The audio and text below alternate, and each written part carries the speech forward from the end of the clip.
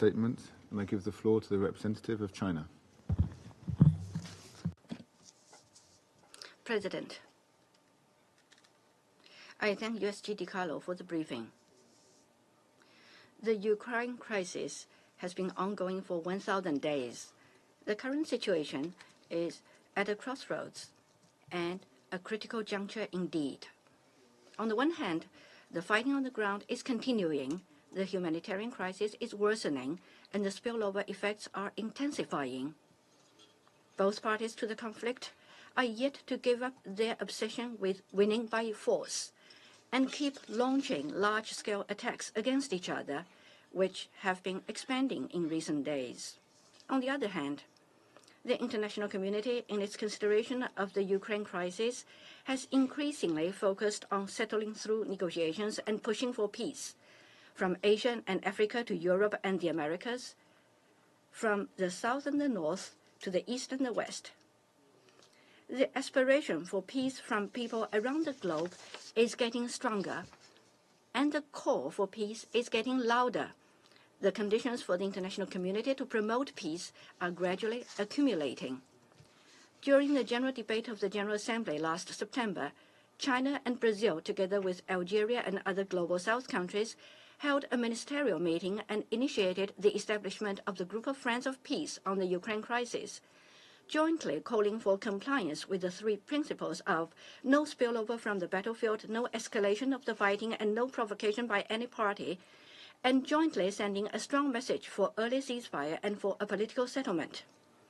History has proven time and again that military means will not bring lasting peace, and that all conflicts will, in the final analysis and at the negotiating table, we once again call on the parties to the conflict to demonstrate political will, launch peace talks as soon as possible, meet each other halfway, stop fighting, and achieve ceasefire.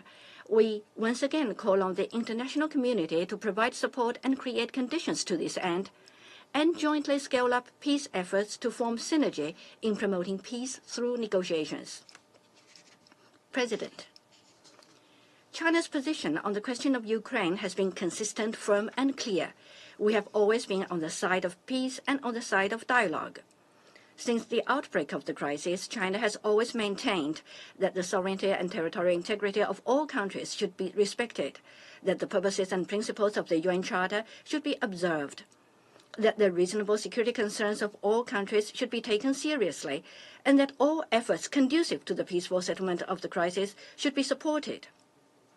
We have been loud and clear in that dialogue and negotiations are the only path towards resolving the Ukraine crisis. We have maintained communication and exchanges with Russia, Ukraine, and other relevant parties, actively carried out shuttle diplomacy, and spared no efforts in promoting peace through negotiations and pushing for a political settlement. In the current context, China stands ready to further strengthen communication with the relevant parties and continue our unremitting efforts and constructive role in promoting the early arrival of the dawn of peace and the early political settlement of the Ukraine crisis. President, just now in her statement, the U.S. representative once again slandered and smeared China, shifting the blame to China, which we firmly oppose. At previous meetings, I have responded firmly on many occasions. I will not repeat them today. I just want to briefly point out here that the outbreak and continuation of the war, of the crisis in Ukraine, has a lot to do with the United States, whether there can be an early ceasefire and a political settlement in the future will also depend to a considerable extent on the attitude and actions of the United States. We hope that the U.S. behavior will stand the judgment of future generations and the test of history. Thank you, President. I thank the representative of China.